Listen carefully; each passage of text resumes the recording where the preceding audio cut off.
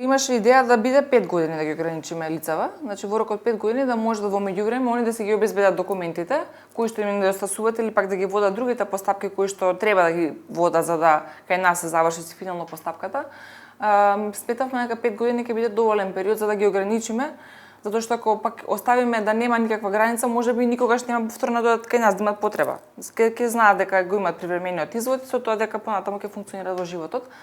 Но сепак на крај се одлучи дека при донесење законот дека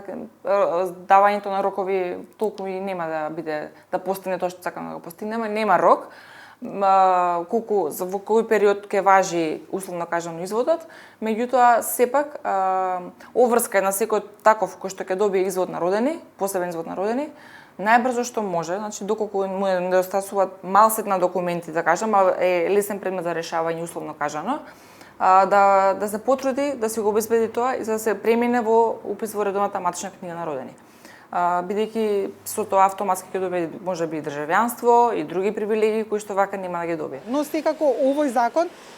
не е системско решение или целосно или комплетно решение на проблемот. Она што е потребно да донесе нашата држава, сметам, е измена на постоечкиот закон за матична евиденција, со која што ќе се овозможи брза и ефикасна постапка за дополнителен упис во тие законски рокови од 30, односно 60 дена, бидејќи се работи за утврдување на граѓански статус. Од добивањето извод од матична книга на родени на вас ви зависат сите други права кои што треба да ги остварите во државата. Така да сметам дека навистина е потребно едно сериозно и добро законско решение пред се во насока на измена на законот за матична евиденција и со која што ќе се овозможи пристап на сите овие лица до правото на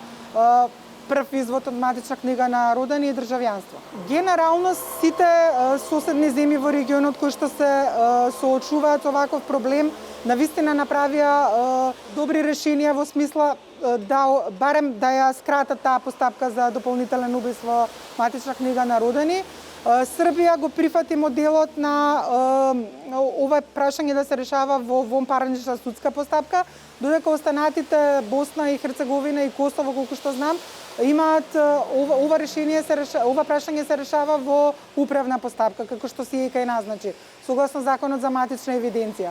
Согласно нивните примери, мислам дека донесоа добри решенија, бидејќи навистина во значителен број се намалија овие случаи на лица кои што се незапишани во матична книга на родени.